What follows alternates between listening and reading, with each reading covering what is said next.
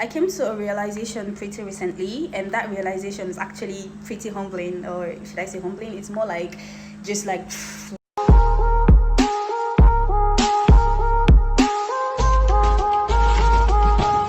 hi guys, realize that you could be speaking the same language with somebody.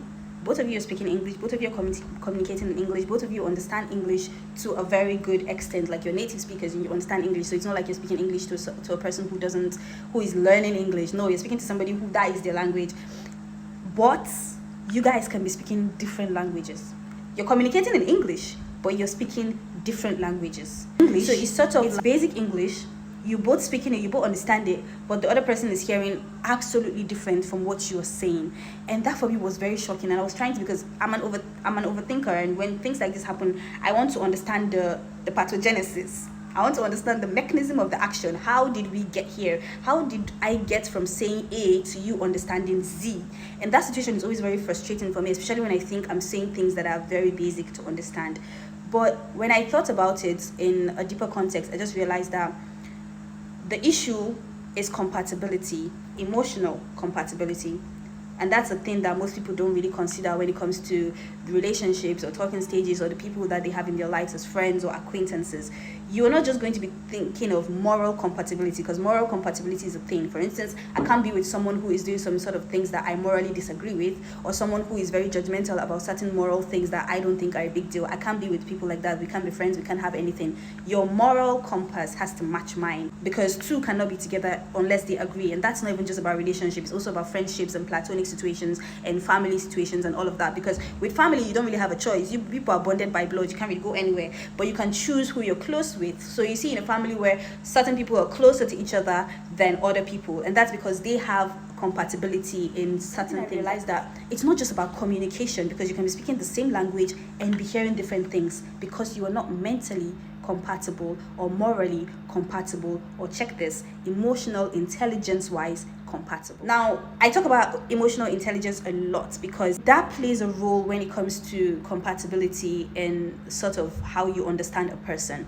So people say things like, oh, she's difficult, oh, she's crazy, oh, I just don't understand her, oh, she likes to start up things, oh, she likes to, and then because we don't hear the second person's perspective, we don't hear their point of view, we don't hear their own stance or where it's coming from, we don't hear the second side of the story, we just take this person's word. That's why everybody's statement, everybody's story online about their exes, they are the victims and the ex is the horrible person. Everybody you see talk about their ex, except me, because I always talk my exes up because they were amazing. I have enough emotional intelligence to know that, you know what, it takes two, and this was my own wrong and that was their own issue, and this is why we could not be together. But it doesn't mean they were toxic. They were amazing people, amazing.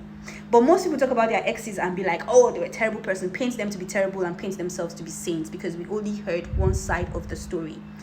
Now, are you a villain in somebody's story? Ask yourself that. Are you a villain in somebody's story? While you think you're the innocent party, you think you're the one who was, you know, something was done to you, you did nothing. Ask yourself, are you the villain in somebody else's story? Is there somebody who will speak about you and paint you as the villain? For me, I am honest enough to know that I am the villain in people's stories. Quite a number of people, actually, I'm the villain.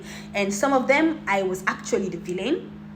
I would not deny that. There's some of them that I actually did things that was wrong and I was the villain. And there's some of them that I was not the villain. They simply painted me as the villain because we did not have compatibility in understanding each other speak. And that's what I'm talking about. If you're going to paint someone as the villain, be sure that you actually understood them, you actually heard them, and you interpreted them right. Because when you're speaking to someone in English and the person is speaking to you in English, but you're not getting what they're saying and you're saying a different thing from what they're saying, you're interpreting them wrong, and you paint them a villain, that's a you problem. That's an issue with you. It's an emotional intelligence problem. So a lot of people don't really sit back to ask themselves, am I emotionally intelligent? I ask myself that question a lot. I go through emotional situations and how I reacted and how I understood things, and I'm telling myself, this was not emotionally intelligent. You could have done this better. You could have done this better. And I try to retrace my steps because I don't want to be stupid. But a lot of people don't do that because they just have it in their head that they're perfect. They just have it in their head that I can't do no wrong. They just have it in their head that it's everybody else, not me. And that's a problem. So that's why somebody will be saying hello to you and you'll be hearing shut up. or somebody will be saying something like, imagine a situation where you're sort of in let's say a talking stage with somebody and there are issues arising, and you tell the person, you know what, I think let's go back to being friends, let's start all over again, let's be friends, let's remove the pressure of talking stage, and let's see, maybe we understand each other better. But that person is hearing, I don't want you, you don't have what it takes, there's nothing worth fighting for, I don't want to fight for this. How are those two statements?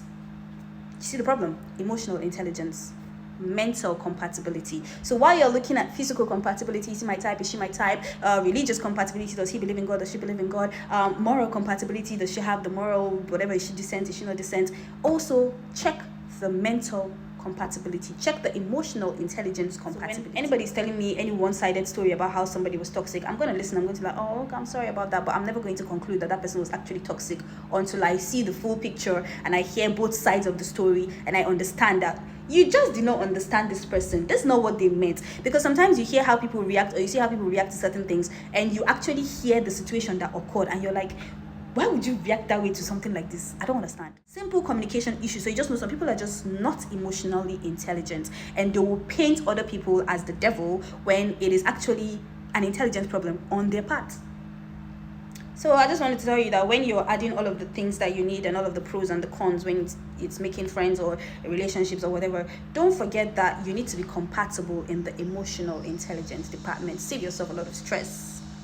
Because you are the villain in a lot of people's stories when you did absolutely nothing. But yeah, emotional intelligence is really important. So ask yourself, be very truthful with yourself, am I emotionally intelligent? And with every situation that you respond to, ask yourself, is this the best way I could have responded to it? Because we grow and we learn. I'm not perfect. I'm not like perfectly like up there in the emotional intelligence spectrum, but at least I'm aware, I'm self-aware. So when I do things that I know, okay, no, I could have done this better, I retrace my stuff, I apologize, and I fix up. But when you think that you do no wrong and you think that you're perfect and you think that there's nothing wrong with you, that's when everybody that has been in your life, they were the ones that were bad, you were good, and everybody just kept being bad to you. People like that, I just know that emotional intelligence, maybe not so much.